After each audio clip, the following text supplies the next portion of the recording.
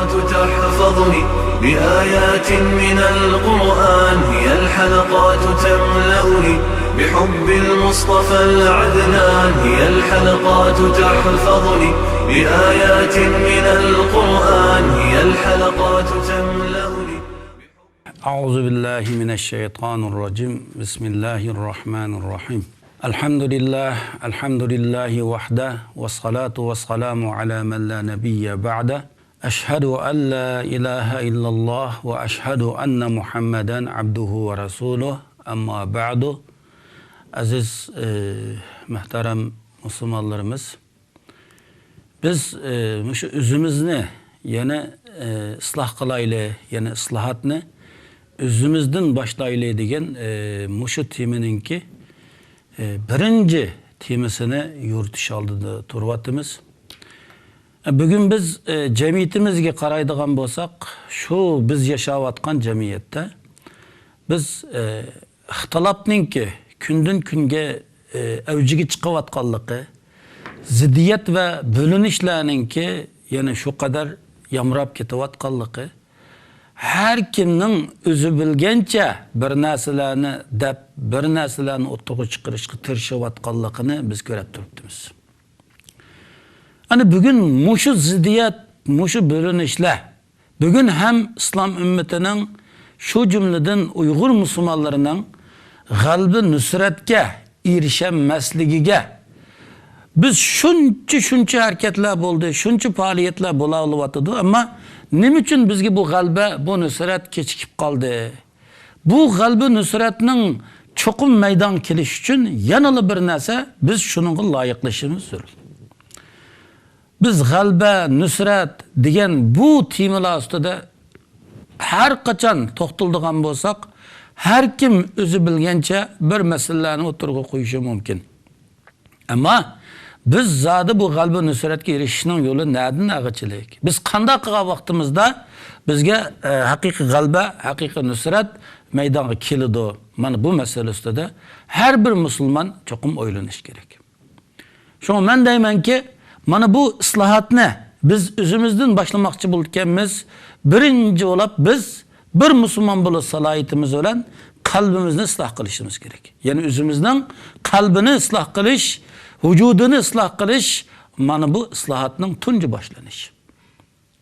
Shuning uchun payg'ambar alayhissalatu vassalam ala davom mana bu qalbning islohoti to'g'risida ko'plab duolarni qildi. Hatto payg'ambar alayhissalom Allahumma naqqi qalbi minal xataaya kema yunaqqis sawbul abyazu minad danas. Ey Allah, mening qalbimni, yani xatoliklardan poklig'in. Go'yoki oppoq bir ko'ynakning o'zi mana shu kir qasmoqlardan poklanganiga o'xshash mening qalbimni mana bu xatoliklardan poklig'in, günah ma'siyatlardan poklig'in deb payg'ambar alayhissalatu vassalam davomli turda Allah subhanahu va taolo va taqaddasga sig'inib mana shundoq duo qiladi. Hatta payg'ambar alayhissalom Allahumma inni a'udhu bika min qalbin la yakhsha. Ey Allah, men seningdan qo'rqmaydigan, seningdan aymanmaydigan, seningdan tap tortmaydigan qalbdan panoh tilayman. Mana bu qalbning Allah'tan tap tortadigan bo'lish uchun, Allah'tan qo'rqadigan bir qalbga aylanish uchun mana bu qalbning o'zi tozalanish kerak. Mana bu qalbning o'zi isloh bo'lish kerak. Bu qalb pokiz bir qalbga aylanish kerak. Nima uchun? Chunki inson a'zolarining ichida asosiy bütün a'zoliga hukmronlik qiladigan, bütün a'zoliga yana shu xo'jayinlik qiladigan eng muhim organizm, eng muhim a'zo bo'lsa insanның qalbi. İnsanның qalbi o'ngshalgan vaqtida, insanның qalbi tuzalgan vaqtida mana bu insanның bütün harakatlari, bütün mashg'ulotlari mana bu tuzalgan bo'ladi. Shuning uchun payg'ambar alayhisalom Allahumma mec'al fi qalbi nura. Ey Rabbim, mening qalbimga nur qilib bergin, nurni qilib bergin. Mana bu qalbimning o'zi haqiqat nuri bilan yuradigan, iymon nuri bilan yuradigan, islom e'tiqodi bilan yuradigan bir qalbga aylansin ey Rabbim deb Payg'ambar alayhissalatu vassalam davomliq mana bu qalbning islohati, davomliq bu qalbning yurishi, nurlanishini Alloh subhanahu va taolo va taqaddasdan Payg'ambar alayhissalom tilaydi. Shuning uchun biz her bir ishning o'zini xolis Alloh rizoligi uchun elib berishdan burun bizning elib bormoqchi bo'lgan faoliyatlarimiz, bizning mashg'ulotlarimiz davomli turda Allohga arzigidek bir faoliyat, bir mashg'ulotga aylanish uchun shart bizning qalbimiz tuzilishi kerak.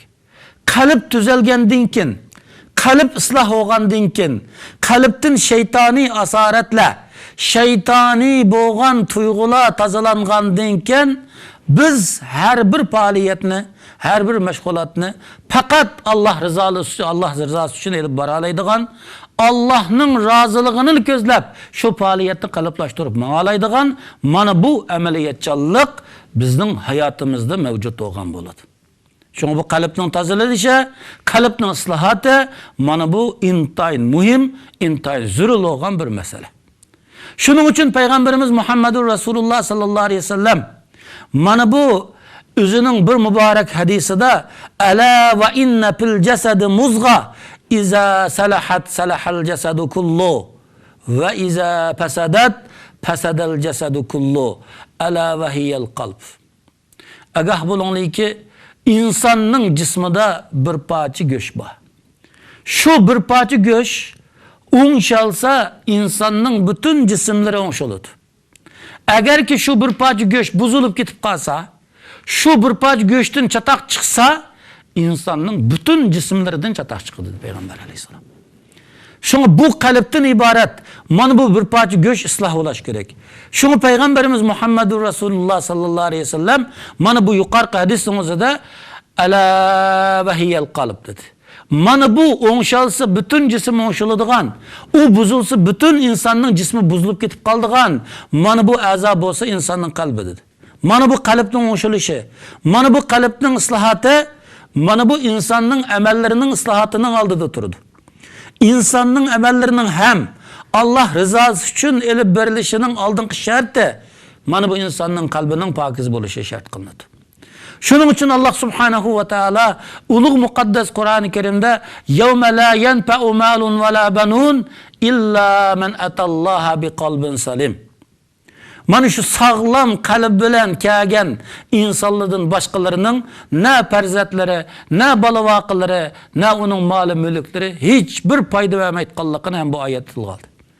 Demek onun perzatları qanchalik ko'p bo'lib ketsin, mal dunyolar qanchalik köp bo'lib ketishdan qat'iy nazar, ammo insonning qalbi sog'lom bo'lgan vaqtida, insonning vujudi pokiz bo'lgan vaqtida mana bu pokiz qalb egisining mal dunyolarining va uningki mana shu farzandlarining faqat Alloh rizosi uchun harakat elib boradigan, mal dunyosi Alloh rizosi uchun hajlanadigan, farzandlari Alloh rizosi uchun to'g'ri bo'lgan ideologiya va aqida ustida tarbiyalanadigan mana mushundoq bir insonga aylanadi.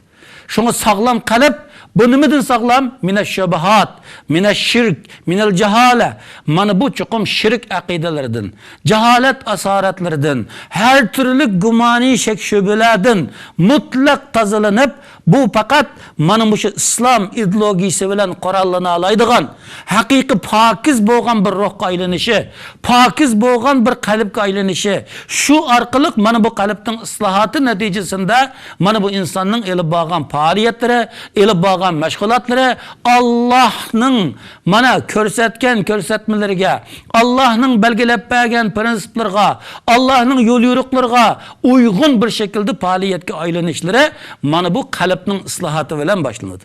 Şunun için biz her qanday vaqtida jamiyatning islahatını ve cemiyetteki insanların islahatını biz Çokum muşu ıslah olsa olutdi, oңşal olutdi. Muşu cemiyetteki günah masiyetler, cemiyetteki kalaymıkançılıklar, cemiyetteki mana bügen Müslümanlar hayatıda yüz berivatkan, birisi birisini itiraf kılmaslıklar, birisi birisini kubul kılmaslıklar, birisi birisini inkar kılıdığan adetlinin meydana çıkıp gelişi tügüsü olutdi deytkemiz, aldığın şart ıslahatını özümüzden başlayımız, ıslahatını özümüzden başlayan kemiz birinci olap kalbimizi ıslah kılımız.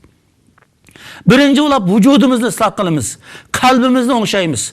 Bizning qalbimiz o'ngshalgan vaqtida, vücudumuz o'ngshalgan vaqtida, aningdan keyin biz mana bu islom ta'limotini qabul qilish, islomning yo'l yo'riqlarini ijro qilish va shuning bilan birga biz har qanday bir gap so'zni, har qanday bir ish harakatni faqat Allohning roziligini ko'zlab ilib berishdan iborat mana bu amaliyotchanlikka shu chaqda ega bo'la olamiz. Agar bizning qalbimiz o'ngshalmay, vücudumuz o'ngshalmay, biz ig'zimiz bilan islomning davosini, iymonning davosini qilgan bilan yanalam bizningki tashqi harakatimiz islomiy o'lcham, islomiy prinsipga uyg'un bo'lmay qoladi. Uyg'un bo'lmay qoladi. Shuning insonning butun jismlarga qo'mondonlik qiladigan, rahbarlik qiladigan eng muhim organizm bo'lsa shu insonning qalbidir. Mana bu qalbning o'ngshalishi inson hayotida eng jiddiy, eng zarur bo'lgan bir muhim masaladir.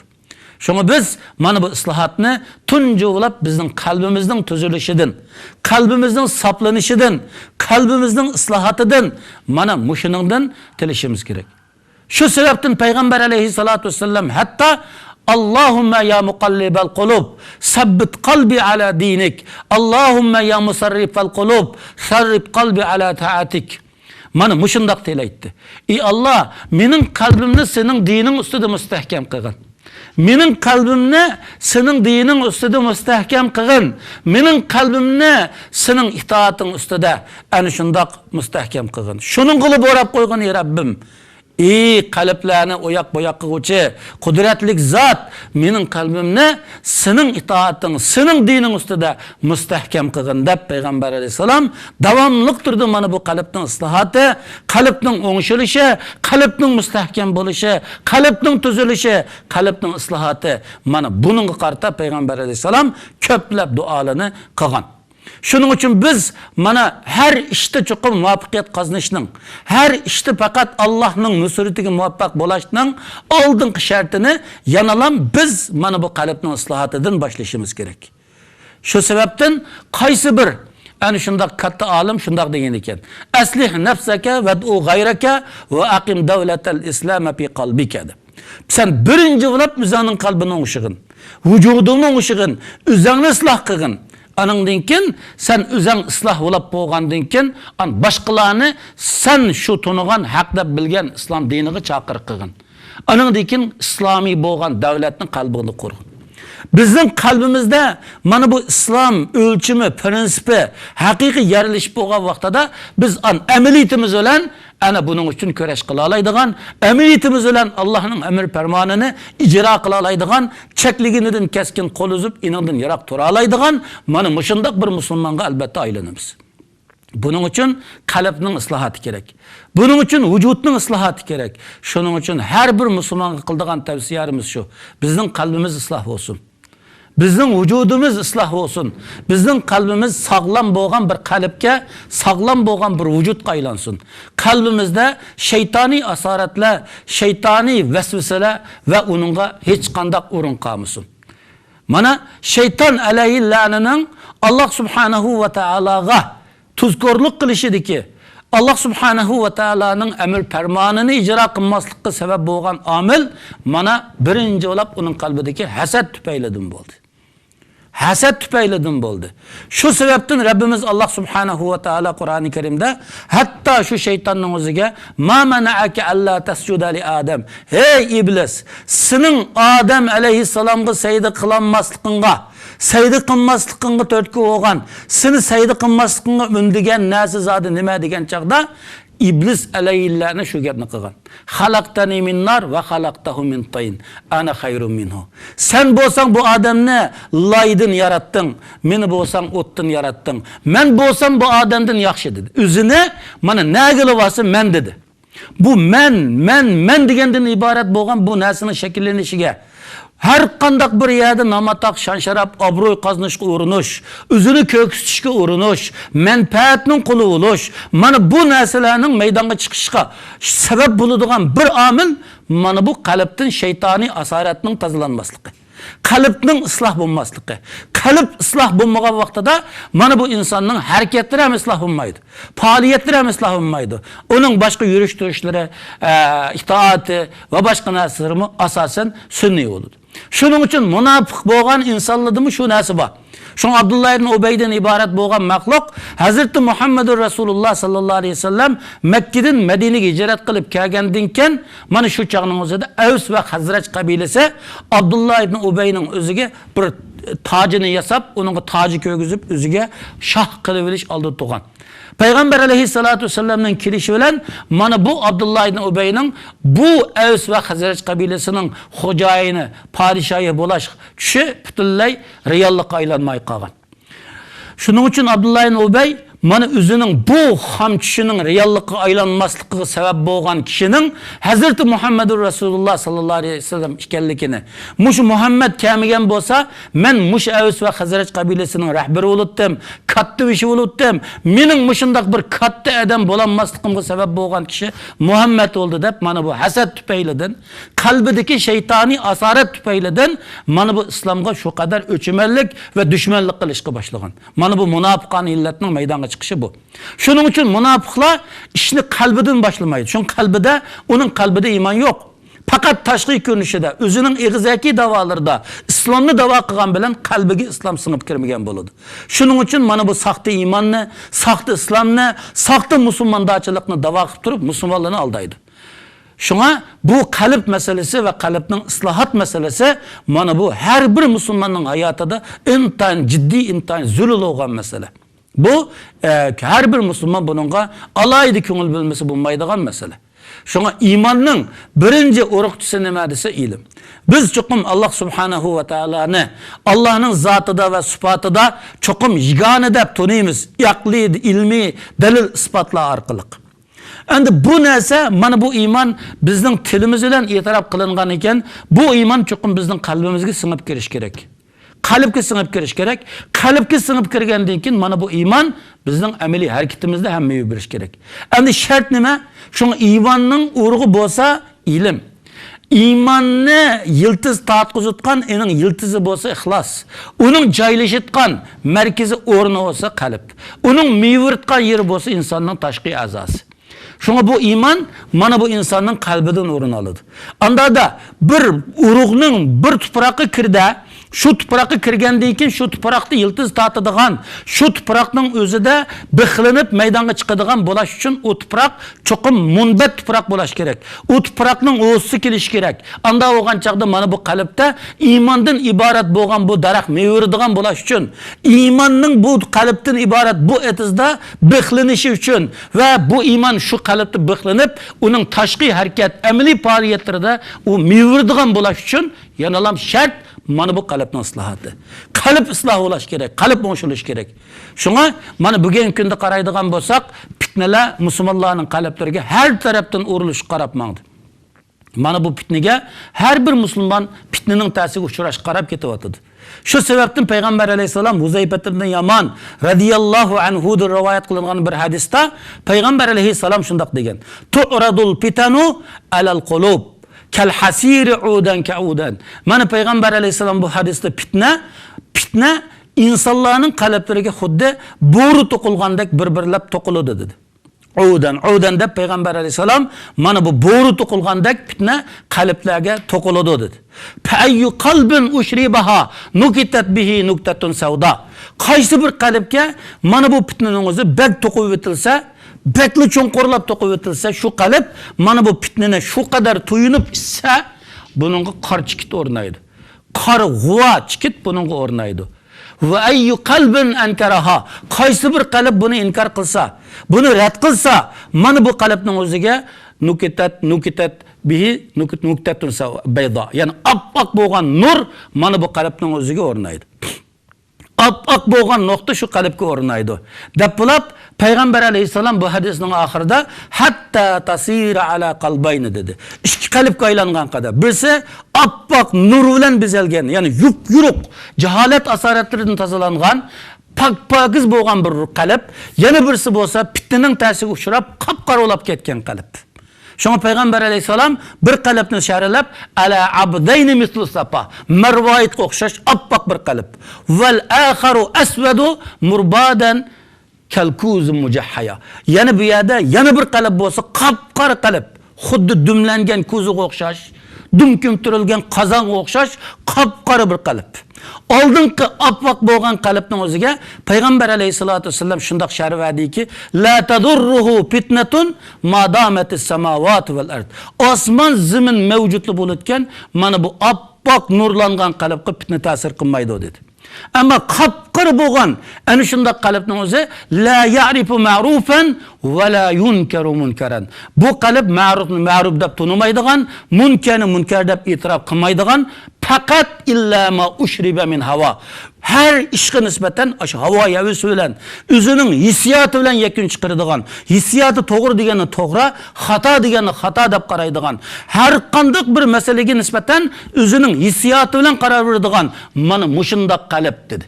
Şun Allah saklasın ki bizning qalbimiz tozalangan vaqtida, bizning qalbimizga haqiqiy iymon singib kirgan vaqtida, mana bu qalbning o'zi iymonning bir markazi o'rni bo'lgan, bu qalbning o'zida iymon haqiqiy biqlinib yiltiz tortgan vaqtida, bu qalbda jaholat asoratlari tozalanib, mana shundoq shariatga zid, islomiy axloqqa zid, islomiy bo'lgan iddia va ideologiyaga zid bo'lgan mana shundoq asoratlar, shaytoniy bo'lgan tuyg'ular bu qalbdan mutlaq tozalanib chiqib ketgan vaqtida bizim ameliy hareketimiz Allah rızası için bo'ladigan, ameliy faaliyetlerimiz Allah rızası için elib beriladigan mana shundoq bir ameliyatchanlik bizning hayotimizda mavjud bo'ladi. Shuning uchun mana bizning islohotimiz birinchi bo'lib mana bu qalbimizni isloh qilishdan, birinchi bo'lib qalbimizni kontrol qilishdan, qalbimizni tuzashdan. Mana bu qalbimiz tuzalsa, bizning ameliy harakatimizning har birisini tuzlatganligidan iborat. Mana bu haqiqatni biz asosiy markaziy nuqta qilib turib, mana bu qalbimizni isloh qilishga shu qadar ahamiyat berishimiz kerak. Alloh subhanahu va taolo barcha musulmonlarni mana bu qalbini isloh qilgan, qalbini o'ngshigan va qalbi tuzalgan, qalbidan şeytani asaretler, cehalet duyguları ve İslam'dan çıkarıp tutkan şirk ve küfürge alakadar boğan tamamı illetler ve süpetler tazalanıp fakat Allah rızası için hareket edip bardıgan Allah'ın dini İslam ve Müslümanlarını izzetke eriştiriş maksat ve muddası bilen üzünün faaliyetlerini kalıplaştırıp manadıgan en şundak pakiz sab boğan kalıp ilgilerden uluk Rabbimiz barca Müslümanlarını şu cümleden Uygur Müslümanlarını mana muşundak kişilerden boğan nasip kılsın. وآخر دعوانا أن الحمد لله رب العالمين. الحلقات تحفظني بآيات من القرآن، هي الحلقات تملأني بحب المصطفى العدنان.